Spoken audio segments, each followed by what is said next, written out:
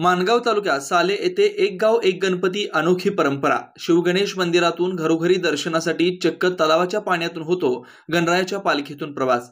अनेक ठिकाणी गणपती सणामध्ये घरोघरी गणपतीची स्थापना केली जाते।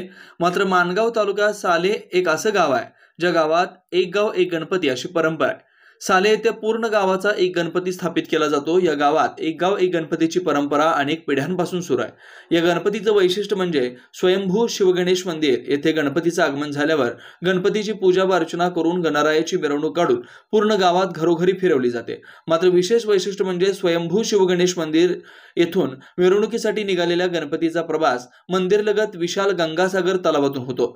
पालखीमध्ये विराजमान गणरायाला ग्रामस्थ वाजत गाजत गंगासागर तलावाच्या पाण्यामधून तलावाच्या पलीकडे गावात घेऊन जातात व पूर्ण गावात गणरायाची वाजत गाजत मिरवणूक काढत घरोघरी गणपतीचं पूजन केलं जातं। गणपती सणाला साले येथील मुंबई, पुणे व इतर ठिकाणी व्यवसाय, काम, शिक्षणासाठी बसलेले सर्व ग्रामस्थ तसेच माहेरवासीन महिला आवर्जून गणपती सणाला उपस्थित राहतात। साले येथे पूर्वजांपासून सुरू असलेला एक गाव एक गणपती परंपरानुसार गणपती सण साजरा केला जातो। साले येथील गणपतीची तलावातून मिरवणुकीची परंपरा विशेष म्हणजे एकमेव परंपरा असल्याचं निदर्शनात येत आहे। प्रतिनिधी रिजवान मुकादमसह ब्युरो रिपोर्ट, तेज मराठी न्यूज, पुरार, रायगड।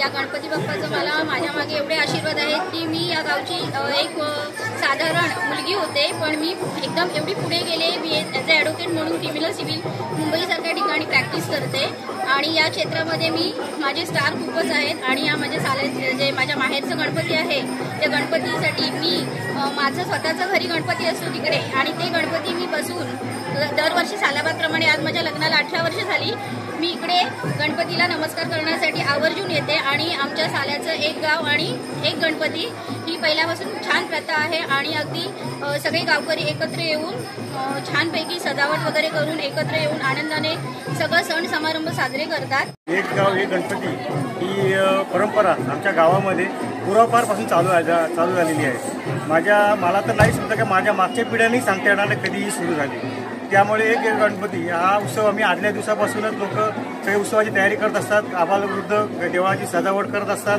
दुपारी ते गणेशाची मनोभावी पूजा केली जाते, सर्व गावकरी पूजा करतात। त्यानंतर ती पालखी त्या तलावातून निघते आणि गावामध्ये घरोघर जाऊन त्याचं पूजन केलं जातं।